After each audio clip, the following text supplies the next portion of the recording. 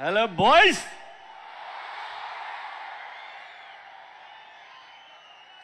Flight దిగ్గానే Brahmaji గారు బాబోయ్ ఏంటిది అని, నువ్వు విజయవాడకే ఇలా ఉన్నావు, గుంటూరు వస్తే ఇంకెలా అయిపోతావు అని చెప్పాను. ఆ కారం సెగ ఒకసారి గుంటూరులో అడుగుపెట్టిన వాళ్ళు ఎవరు మర్చిపోలేరు. Thank you so much.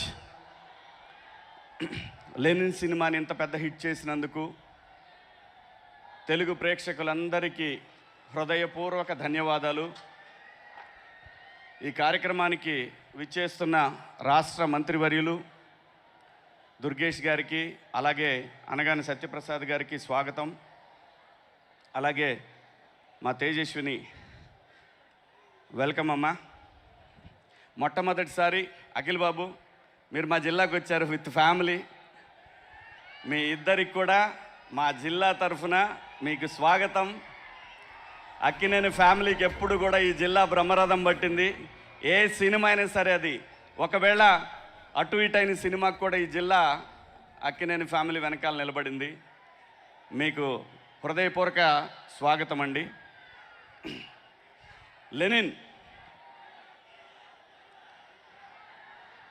So ఇప్పుడే ఈ కార్యక్రమానికి విచ్చేసిన సినిమాటోగ్రఫీ మినిస్టర్ ఆంధ్రప్రదేశ్ కందుల దుర్గేష్ గారికి ఈ కార్యక్రమానికి సగౌరవంగా స్వాగతం పలుకుతున్నాము.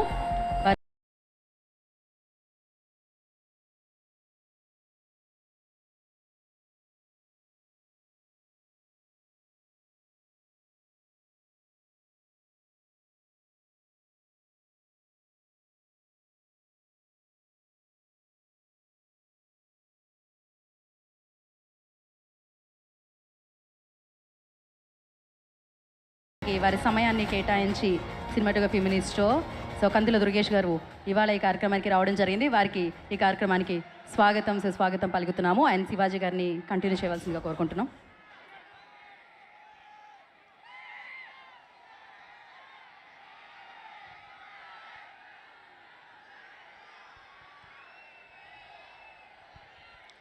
కందుల దుర్గేష్ గారు సినిమాటోగ్రఫీ శాఖ మంత్రులు, వెల్కమ్ సార్.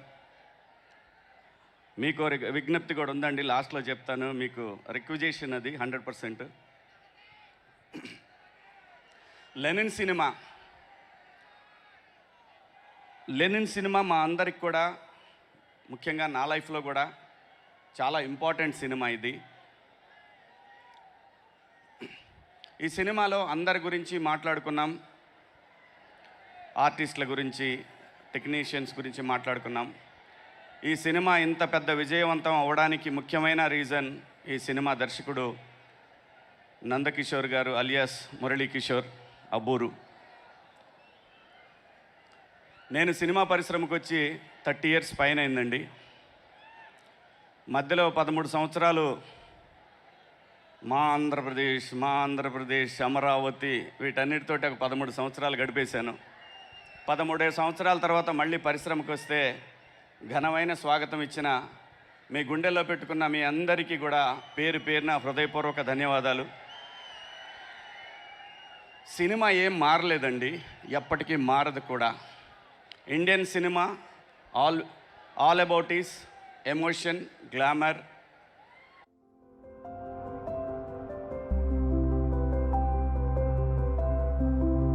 ఇండియన్ సినిమాలో ఎప్పటికీ ఉంటుంది, ఆ ఫార్ములా ఎప్పటికీ మారదు. కుటుంబ వ్యవస్థ ఉన్న ప్రతి సమాజంలో ఇలాంటి సినిమాలు వస్తూనే ఉంటాయి, వస్తాయి కూడా. అదే ఇండియన్ సినిమా. చాలా స్క్రిప్ట్లు విన్నప్పుడు ఏమనిపిస్తుంది అంటే, వీళ్ళు డైరెక్షన్ డిపార్ట్మెంట్లో పనిచేసి వస్తే చాలా బాగుంటుంది. కొంతమంది మంచి కథలు తీసుకొని వస్తారు, ఎగ్జిక్యూషన్ దగ్గర ఇబ్బంది పడుతూ ఉంటారు. అలాంటిది పరిశ్రమలో ఒక 15 సంవత్సరాల పాటు అసిస్టెంట్ డైరెక్టర్గా పనిచేసి గొప్పగా రాసుకొని లెనిన్ అనే ఒక సినిమాని, తన ఊర్లో ఉన్నటువంటి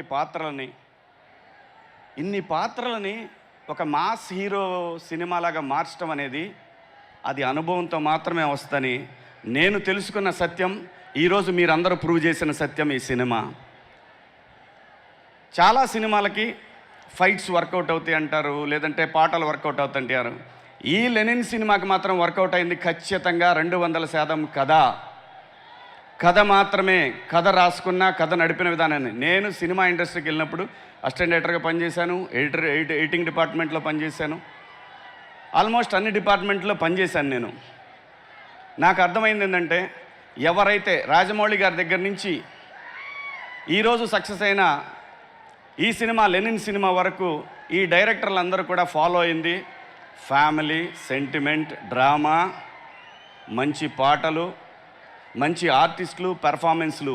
వీటిని నమ్ముకొని వీళ్ళు హిట్లు కొడుతున్నారు తప్ప కొరియన్ సినిమాలో తప్పేం కాదు. ఒక సినిమాని అడాప్ట్ చేసుకోవటం తప్పేం కాదు. కానీ నేటివిటీ కథని అద్భుతంగా మలుచుకొని వాళ్ళ పక్కూరు, మీ పక్కూరే కదండి రామాపురం, వాళ్ళ పక్కూరు రామాపురం తిరుపతి దగ్గర, ఆ ఊర్లో ఉన్న కథను, వాళ్ళ ఊళ్ళో చెర్లోపల్లిలో ఉన్న కథ క్యారెక్టర్స్ని అన్నింటినీ పెట్టుకొని, తన చుట్టూ ఉన్న జరిగిన సంఘటనలన్నింటినీ పెట్టుకొని ఒక అద్భుతమైనటువంటి డ్రామాని ఈరోజు ఈ సినిమాలో మనందరం చూసాం. బ్లాక్ బస్టర్ చేశారు మీరందరూ కూడా. నిజంగా ఈ దర్శకుడు ఈ తరానికి ఒక రాజమౌళి గారిలాగా అవ్వాలని నేను మనస్ఫూర్తిగా కోరుకుంటున్నాను సార్. మీ దగ్గర అది ఉంది, మీకు పేషెన్సీ ఉంది, మీరు కష్టపడ్డారు, మీకు అద్భుతంగా సపోర్ట్ చేశారు. వంశీ గారు కానీ, అఖిల్ బాబు కానీ మీకు అద్భుతంగా సపోర్ట్ చేశారు. మీరు ఎంత చూపించాలో పేషెన్సీ ఈ సినిమాకి అంత చూపించారు కాబట్టే సినిమా ఎప్పుడు పేషెన్సీ టెస్ట్ చేస్తూ ఉంటుందండి. ఆ పేషెన్సీని ఎవరైతే ఎదుర్కోగలుగుతారో వాళ్ళు ఖచ్చితంగా సక్సెస్ కొట్టగలుగుతారు. సో ఇంత మంచి సినిమా తీసి దాంట్లో యతిరాజులు అనే ఒక పాత్ర నాకు ఇచ్చినందుకు కూడా మీకు హృదయపూర్వక ధన్యవాదాలు. అలాగే వంశీ గారు ఈ రోజున ఇండస్ట్రీలో సంవత్సరానికి 12 సినిమాలు తీస్తూ ఉన్నారు. ఈ 12 సినిమాలకి, ఈ సంవత్సరం అయితే 12 లేదంటే 10, 8, 12 సినిమాలకి సార్, దుర్గేష్ సార్ మీతో చెప్పాలనుకున్నది ఇదేనండి. 12 సినిమాలు అంటే రోజు సినిమా ఇండస్ట్రీలో ప్రతిరోజు ఈరోజు 40 సినిమాలు జరుగుతూ ఉన్నాయి సార్.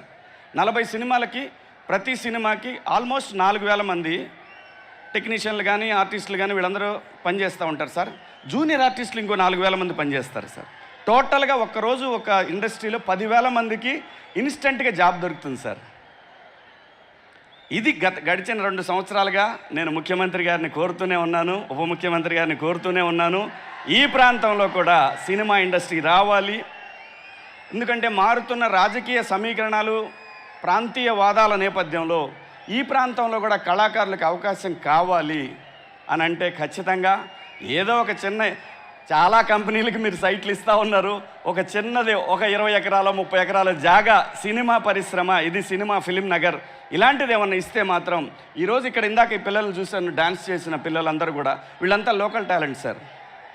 ఇదంతా లోకల్ టాలెంట్. ఇలాంటి వాళ్ళు చాలామంది ఉన్నారు. వీళ్ళకి అవకాశం కల్పించాల్సిన బాధ్యత ఈ తరంలో ఉన్నటువంటి ఈ ప్రభుత్వం అంటే విడిపోయారు కాబట్టి ఈ ప్రాంతం పిల్లలకు కూడా పరిశ్రమ దగ్గరైతే చాలా బాగుంటుందని చాలా సందర్భాల్లో మాట్లాడానండి. ఖచ్చితంగా ఈరోజు మీరే వచ్చారు.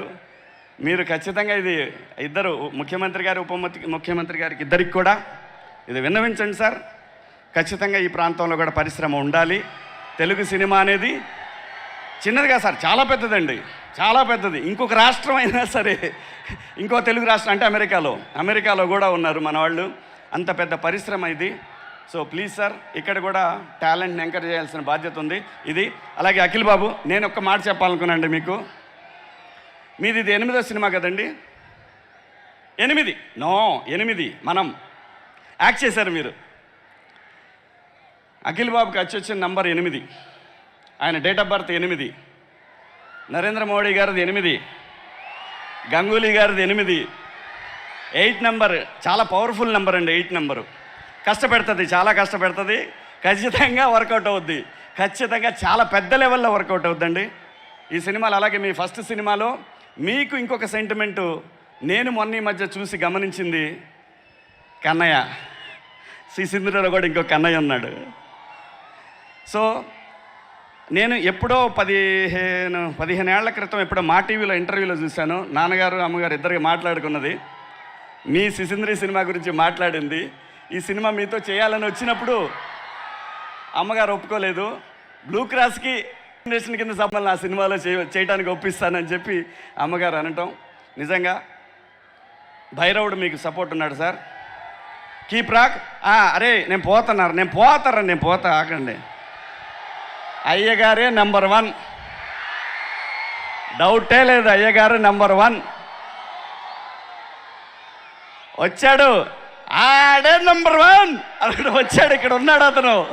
అయ్యగారే number 1. Thank you sir, thank you. ఇక్కడ విచ్చేసిన మీ అందరికి కూడా పేరు పేరున ధన్యవాదాలు. థ్యాంక్ యూ సో మచ్ అమ్మా. థ్యాంక్ యూ శివాజీ గారు. Thank you so much. శ్రేయాశ్రీ